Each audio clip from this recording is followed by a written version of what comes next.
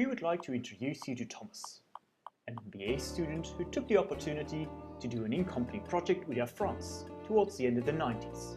The topic? To develop a strategy and make recommendations to improve AirFrance's position in the airline sector. He starts by mapping the different stakeholders and identifies three large ones. The pilots, a rather privileged type of employee at AirFrance. The ground personnel and other staff, not very hard-working, nor at all influential in the decision-making process of the company. And the management, a bunch of disconnected, arrogant, self-declared royalty that are pulling all the strings. At first, he has a talk with management. The company is suffering heavy losses, and management makes a well-thought-out, reasoned, and concrete decision. We need to change. Some years pass, during which nothing much really happens.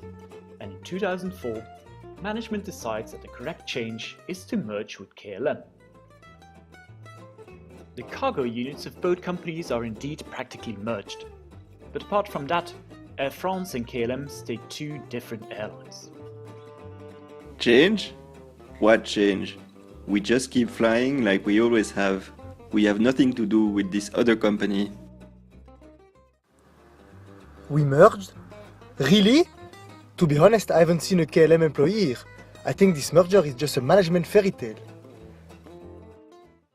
Unfortunately, the merger didn't bring the desired results, and the company kept making losses. This led management to a new and revolutionary idea. We need to change. This led, in 2007, to the introduction of Transavia, a low-cost carrier set out by management to counter the success of Ryanair and EasyJet. However, the reactions to this change from both pilots and other staff were mixed. What use is this? This is not our company. It's just a pressuring tool to cut our benefits, wage, and our status. We are Air France pilots, not just some low-cost carriers.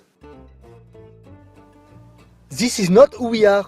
This is not our company. This is no longer Air France.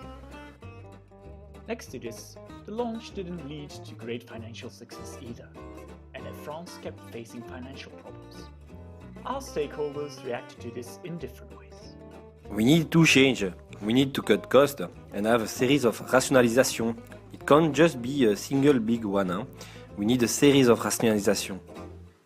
Management is worthless and can't be trusted. They've merged, spun off companies, launched low-cost carriers, and all of this without result.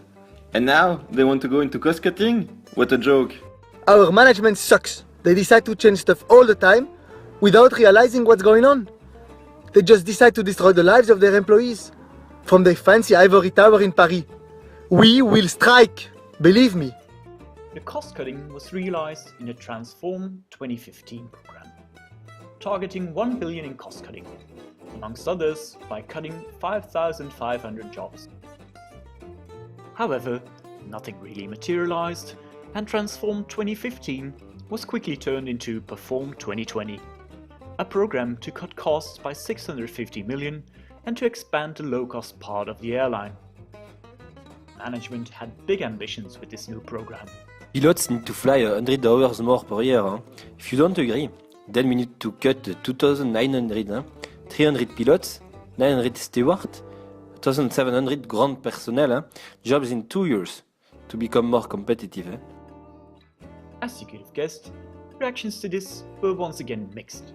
So much change without any results? No more bending over. Management is not cutting anything for themselves and we are getting wage cuts. Wow, another fancy change program for management to show off. And we are faced with the same problems. And it's not like they make the same cuts in their own salary. We will strike. No more Bohica.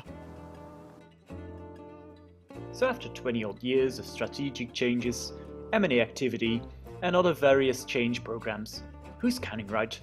Air France is still struggling financially and often faced with disgruntled pilots and employees.